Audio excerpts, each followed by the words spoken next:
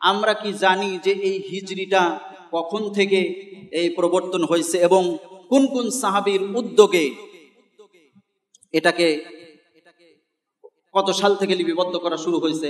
এটা কিন্তু রাসূলুল্লাহ সাল্লাল্লাহু আলাইহি ওয়াসাল্লামের জামানায় ছিল না। বিশ্বনবী মদিনায় হিজরতের পরে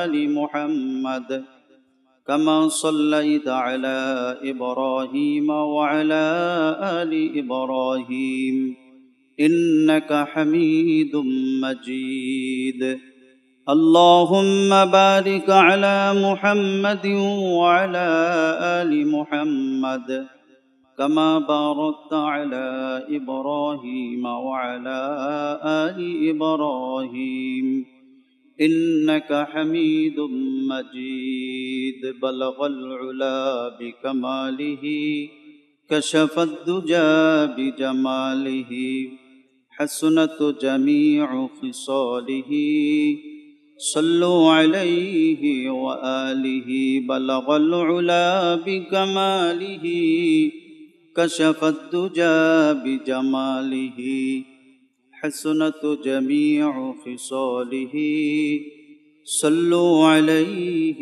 وآله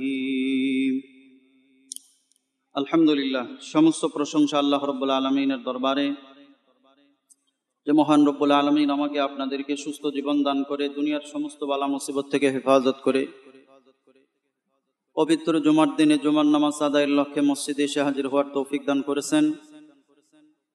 সে মহান রব্বে কারিমের আলিশান দরবারে আমরা কালিমাত শুকর আদায় করছি। দিল থেকে মোহাব্বতে সকলে পড়ি আলহামদুলিল্লাহ। অতঃপর লাখো দরুদ সালাম সাইয়্যিদুল মুরসালিন রাহমাতুল্লিল আলামিন বিশ্ব নবী জনাবে মুহাম্মদুর রাসূলুল্লাহ সাল্লাল্লাহু আলাইহি ওয়াসাল্লামের প্রতি। সম্মানিত উপস্থিতি, আমি আপনাদের খেদমতে সূরা মুলকের একটি আয়াত তেলাওয়াত করেছি। আল্লাহ সুবহানাহু ওয়া তাআলা তৌফিক দান করলে তেলাওয়াতকৃত আয়াতকে সামনে রেখে আপনাদের খেদমতে দু চারটি কথা বলার চেষ্টা করব ইনশাআল্লাহ। সুবহানাকা লা ইলমা লানা ইল্লা মা আল্লামতানা ইন্নাকা আনতাল আলিমুল হাকীম রব্বি জিদনি ইলমা রব্বি জিদনি ইলমা রব্বি জিদনি ইলমা। সকলে পড়ি আমিন। সম্মানিত উপস্থিতি, আজকে আরবির কত তারিখ আমরা কি বলতে পারি?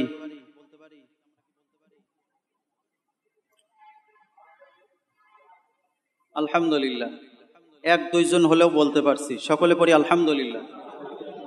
যদি বলা হয় ইংরেজির কত তারিখ, একজনও কিন্তু বাদ থাকবে না, ঠিক কিনা?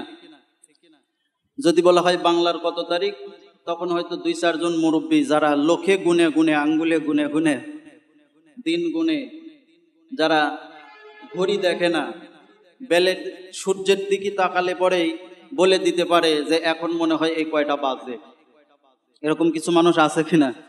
ঘড়ির টাইম তারা চিনে না, অটোমেটিক বলেন আর অ্যানালগ বলেন, কোনো ঘড়ির টাইম তারা চেনে না। কিন্তু এমন একটা তাদের আইডিয়া হয়ে গেছে, সূর্যের দিকে তাকালে পরেই বলে যে এখন বাড়িতে যাই, ডুবসেন দেই, গোসল করি, এখন মনে হয় জোহরের আজান দিবে। তো যদি বলা হয় বাংলার তারিখ কত, এই মানুষগুলো অন্তত বলে দিতে পারবে যে বাংলার আজকে ভাদ্রের 13 তারিখ, ঠিক কিনা? অথচ এই বাংলা ভাষার জন্য কিন্তু আমাদের এই বাংলাদেশে আমাদের মাতৃভাষাকে বাংলা করার জন্য আন্দোলন করতে গিয়ে কিছু মানুষ জীবন দিচ্ছে। ইতিহাস তো আমরা জানি। দুঃখজনক বিষয় হলো সত্য, সেই শহীদদের দিবসটাকেও আমরা ইংরেজি দিন অনুযায়ী পালন করি। দুঃখ রাখবেন কথা। তো মুসলমান হিসেবে আমাদের এই আরবি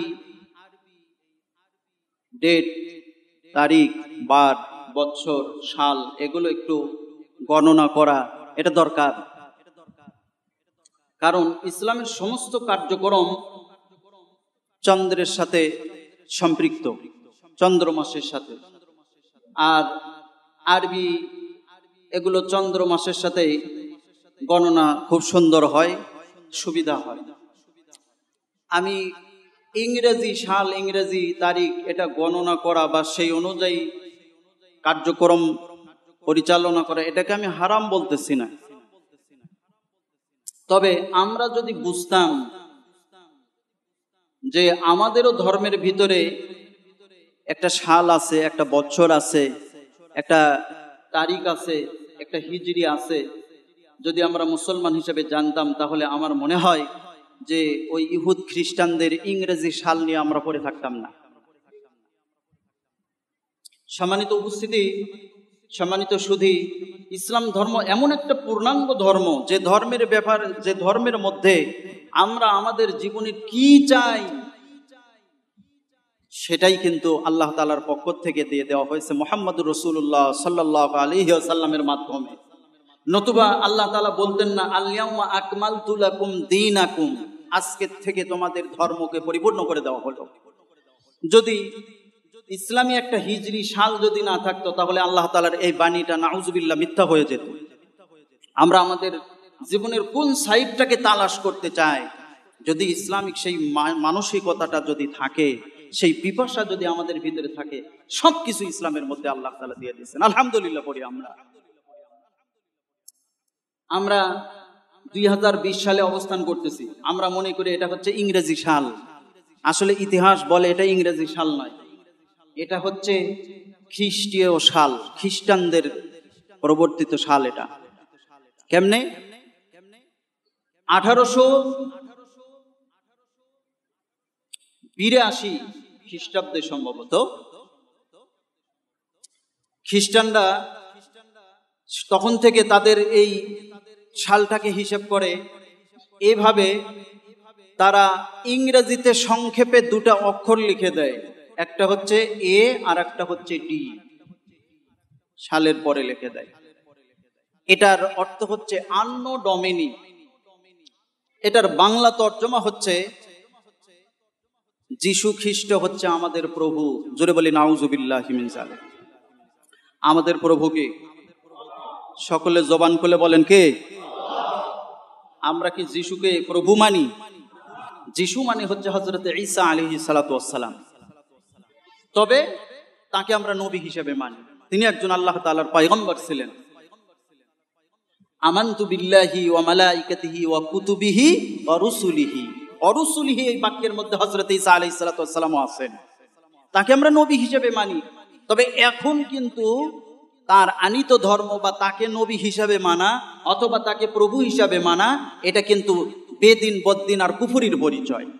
কারণ যেদিন থেকে মুহাম্মদুর রাসূলুল্লাহ সাল্লাল্লাহু আলাইহি ওয়াসাল্লাম নবুয়ত প্রাপ্ত হয়েছেন, সেদিন থেকে সমস্ত নবীর নবুয়তি শেষ। এমনকি আল্লাহর নবী বলেছেন, আমার জীবদ্দশায়, আমার এই নবুয়তকালীন সময়ে যদি মুসা আলাইহিস সালাতু ওয়াস সালাম জীবিত থাকতেন, তাহলে তাকেও আমি মুহাম্মদুর রাসূলুল্লাহ সাল্লাল্লাহু আলাইহি ওয়াসাল্লামের আনিত ধর্ম পালন করতে হতো। তো সেই জায়গার মধ্যে ঈসা আলাইহিস সালাতু ওয়াস সালাম তো আমাদের নবীর জন্মের 570 বছর আগেই দুনিয়া থেকে চলে গেছে। তো তারা সুকৌশলে এটাই বুঝাচ্ছে যে আমরা যিশু খ্রিস্টকে প্রভু হিসেবে মানি এবং সেখান থেকেই এই সালটাকে আমরা প্রবর্তন করি। সুতরাং যারা যারা এই সাল মানবে তারাও যেন ঈসা অর্থাৎ যিশুকে প্রভু হিসেবে মানে। জোরে বলি নাউজুবিল্লাহি মিন যালিক। সম্মানিত সুধী, আজকে হচ্ছে আরবির 8 তারিখ 1442 হিজরি। আমরা কি জানি যে এই হিজরিটা কখন থেকে এই প্রবর্তন হয়েছে এবং কোন কোন সাহাবীর উদ্যোগে এটাকে কত সাল থেকে লিপিবদ্ধ করা শুরু হয়েছে? এটা কিন্তু রাসূলুল্লাহ সাল্লাল্লাহু আলাইহি ওয়াসাল্লামের জামানায় ছিল না। বিশ্বনবী মদিনায় হিজরতের পরে তারপরেও সম্ভবত আল্লাহ রাসূল 10 হিজরিতে ইন্তেকাল করেছেন। বিশ্বনবীর ইন্তেকালের পরে হযরতে আবু বকর সিদ্দিক রাদিয়াল্লাহু তাআলা আনহু মুসলমানদের খলিফা নির্বাচন হলেন। হযরতে আবু বকরের জামানা শেষ হয়ে গেল। এরপরে হযরতে ওমর ফারুক রাদিয়াল্লাহু তাআলা আনহু মুসলমানদের খলিফা নির্বাচন হলেন। হযরতে ওমর ফারুক রাদিয়াল্লাহু তাআলা আনহুর খেলাফত কালে ইরাকের গভর্নর ছিলেন হযরতে আবু মুসা আশআরী রাদিয়াল্লাহু তাআলা আনহু, জলিলুল কদর একজন সাহাবী। হযরত আবু মুসা আশআরী রাদিয়াল্লাহু তাআলা আনহু কাছে যখন হযরত ওমর ফারুক রাদিয়াল্লাহু তাআলা আনহুর পক্ষ থেকে কোনো পত্র, চিঠি বা কোনো বার্তা চাইতো, সেখানে কোনো ডেট উল্লেখ থাকতো না। কবে পাঠানো হয়েছে, কতদিন পরে আমার কাছে এসে পৌঁছিল, এরপরে পরবর্তী চিঠি আসলো, কয়েকটা চিঠি আসলো, আসার পরে কোনটা আগে আসলো, কোনটার আদেশ আগে মানতে হবে পরে মানতে হবে, ডেট তারিখ উল্লেখ না থাকার কারণে হযরত আবু মুসা আশআরী রাদিয়াল্লাহু তাআলা আনহুর কাছে এটা একটু কঠিন লাগলো। উনি আবার হযরতে ওমর ফারুক রাদিয়াল্লাহু তাআলা আনহুর কাছে একটা পত্র পাঠায়া এই মর্মে লিখলেন যে, ইয়া আমির আল মুমিনিন, আমাদের একটা হিজরি সন তারিখ এটা একটা থাকা দরকার। কেন? আপনি আমাকে কখন কোন পত্র দিচ্ছেন, কবে দিচ্ছেন, কোনটা আগে আসতেছে কোনটা পরে আসতেছে, এটা নির্বাচন করা আমার পক্ষে কষ্টকর হয়ে যাচ্ছে। এরকম প্রস্তাবের পরে হযরত ওমর ফারুক রাদিয়াল্লাহু তাআলা আনহু শীর্ষস্থানীয় সাহাবায়ে কেরামদেরকে নিয়ে বসলেন, মাশওয়ারা করলেন, পরামর্শ করলেন কি করা যায়, কবে থেকে সালটাকে গণনা শুরু করা যায়। এক একজন এক এক রকম পরামর্শ দিল। কেউ বলল যেদিন থেকে নবী নবুয়াত প্রাপ্ত হয়েছেন সেদিন থেকে হিজরি সনটা গণনা করা হোক। কেউ বলল যে বিশ্ব নবী যেদিন জন্মগ্রহণ করেছিলেন সেদিন থেকে সালটা গণনা করা হোক। এক একজন এক এক পরামর্শ দিলেন। কিন্তু সাহাবীদের মধ্যে সবচাইতে বড় একজন আলেম হযরত আলী কাররামাল্লাহু ওয়াজহাহু, তিনি পরামর্শ দিলেন, না না, এগুলো নয়, আমার মনে হয় যেদিন থেকে বিশ্ব নবী মক্কাতুল মুকাররমার পুণ্যভূমি ছেড়ে মদিনাতে যেদিন হিজরত করেছিলেন সেদিন থেকেই হিজরি সন গণনা করা হোক। হযরত আলী রাদিয়াল্লাহু তাআলা আনহুর এই মন্তব্য এবং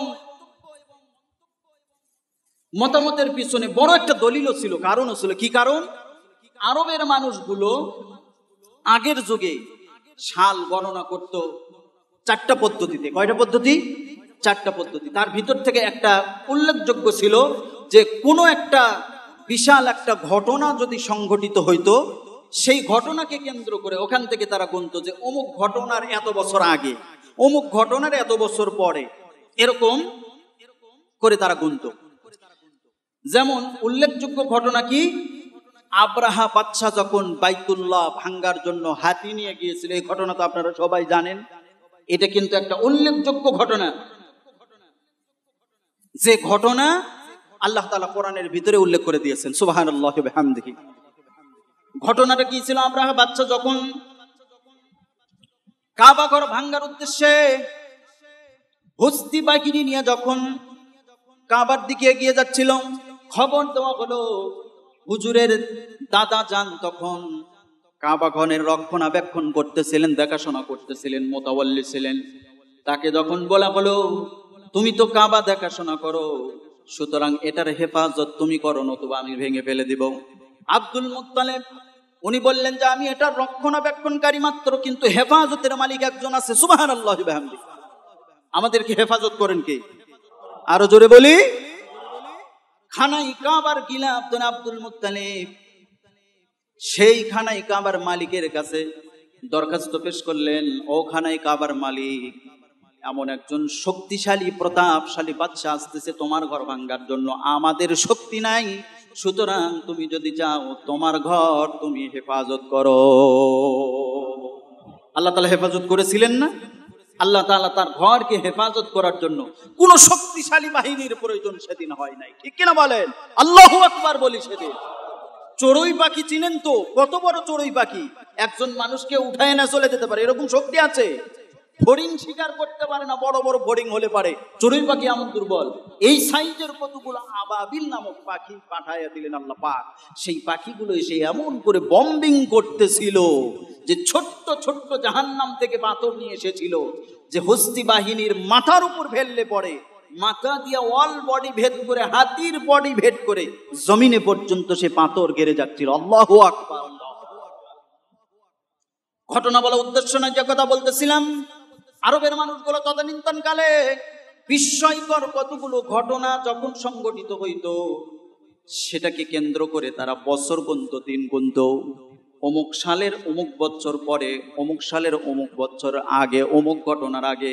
তাহলে হযরতে আলী যে বিশ্বনবীর হিজরতের দিন থেকে হিজরি সাল গণনা করতে বললেন, এখানকার ঘটনাটা আসলে কি ছিল? এখানকার ঘটনাটা আরো উত্তম এবং মর্মান্তিক ছিল।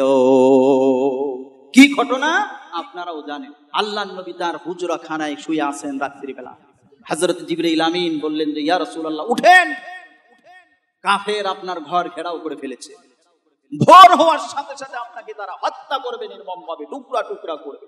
আল্লাহ পাকের পক্ষ থেকে অর্ডার হয়ে গেছে আপনি আর এখানে অবস্থান করবেন না, আপনি তাড়াতাড়ি মেহেরবানি করে মদিনার দিকে চলে যান। সুবহানাল্লাহ। কি কঠিন মুহূর্ত ছিল। ঘরের চারপাশে কাফের সশস্ত্র বাহিনী, কাফেরদের সশস্ত্র বাহিনী বেষ্টিত হয়ে আছে। হুজুর আকরাম সাল্লাল্লাহু আলাইহি ওয়াসাল্লাম হযরতে আলীকে সেই রাত্রিতে বিশ্বনবীর বেডের মধ্যে শোয়াইয়া দিলেন, বিছানার ভিতরে শোয়াই দিয়ে বললেন, আলী তুমি এখানে থাকো, আগামীকাল আমার কাছে মক্কার মানুষগুলো যে সমস্ত আমানত রেখেছে, এই আমানতের জিনিসগুলো মূল মালিকের নিকটে তুমি পৌঁছে দিও। পৌঁছে দেওয়ার পরে মদিনায় এসো, তোমার সঙ্গে আমার সাক্ষাৎ হয়ে যাবে। সুবহানাল্লাহ। একদিক দিয়ে নিশ্চিত মৃত্যুর আশঙ্কা ছিল, সম্ভাবনা ছিল, পসিবিলিটি ছিল। কি? সকালবেলা আসার, সকালবেলা হওয়ার সাথে সাথেই কাফেররা এখানে আসার পরে আর কোনো পরীক্ষা নিরীক্ষা করবে না যে এই বেডের মধ্যে কে শুয়ে আছে, আসবে তো সাথে সাথে তরবারি চালিয়ে দিবে, এটাই তো সম্ভাবনা ছিল। হযরত আলী মৃত্যুর ভয় করলেন না। পরের কথা শোনার পরে, কেন? বিশ্বনবী যেহেতু বললেন যে মদিনায় যাওয়ার পরে তোমার সঙ্গে আমার সাক্ষাৎ হয়ে যাবে, এখান থেকে আলী বুঝতে পারলেন এখানে শুইলে পরে নিরাপত্তা জনিত কোনো কারণের সম্ভাবনা নাই। নিরাপত্তা দিবেন কি? আল্লাহ। যেহেতু বিশ্বনবী বলছে মদিনায় যাওয়ার পরে আমার সঙ্গে সাক্ষাৎ হবে তার, সুতরাং আর মৃত্যুর কোনো ভয় নাই। সেই রাত্রিতে বিশ্বনবী আল্লাহর রাসূলকে হযরত জিবরাইল আমিন বলে দিলেন যে কাফেররা ঘেরাও করছে ঠিকই, কোনো সমস্যা নাই, আপনি এক মুষ্টি বালি নেন। সূরা ইয়াসিনের কয়েকটি আয়াত তেলাওয়াত করলেন। এরপরে শাহাতিল বুজুহ বলে বিশ্বনবী বালির ভিতরে ফুঁক দিয়া একদিকে নিক্ষেপ করে দিলেন। সম্ভাবনা তো এটাই ছিল, সামনাসামনি যে ছিল তার চোখেই শুধু যাবে, কিন্তু আল্লাহ তাআলা কি কুদরত! ওয়ামা রামাইতা ইদ রামাইতা ওয়ালাকিন্নাল্লাহা রামা। আল্লাহু আকবার বলে। আল্লাহ পাক বলেন, রাসূল আপনি তো একদিকেই শুধু ধুলা নিক্ষেপ করলেন, সমস্ত কাফেরদের চোখের ভিতরে সমান তালে পৌঁছে দেওয়ার দায়িত্ব পালন করেছেন কে? কাফেরদের চোখের ভিতরে বালু পড়ছে, বালু পড়লে পরে যত বাহাদুরি হোক না কেন, ওর কি আর বাহাদুরি থাকে? কাফেরেরা চোখ মর্দন করতেছিল, চোখ ডলাডলি করতেছিল। বিশ্বনবী সেই কাফেরদের পাশ দিয়া শরীরের সঙ্গে শরীর লেগে পার হয়ে গেল। কাফেররা বুঝতেও পারলো না এখান দিয়ে কে বের হয়ে গেল। আল্লাহর কুদরত হচ্ছে এরকম। তো এটা কি বিস্ময়কর ঘটনা নয়? হযরত আলী প্রমাণ দিলেন যে এখান থেকেই হিজরি সনকে গণনা করতে হবে। সাহাবাই কেরাম হযরত আলীর বুদ্ধিমত্তার কাছে সবাই হেরে গেলেন, সবাই এক বাক্যে মেনে নিলেন। এখন বছরটা তো নির্ধারণ হয়ে গেল, কোন মাস থেকে নির্ধারণ হবে আরবি হিজরি গণনা করা? এক একজন এক এক মাসের কথা বলল। কেউ বলল রমজান মাস, কেউ বলল শাওয়াল মাস, কেউ বলল হজের মাস, এক একজন এক এক মন্তব্য করলেন।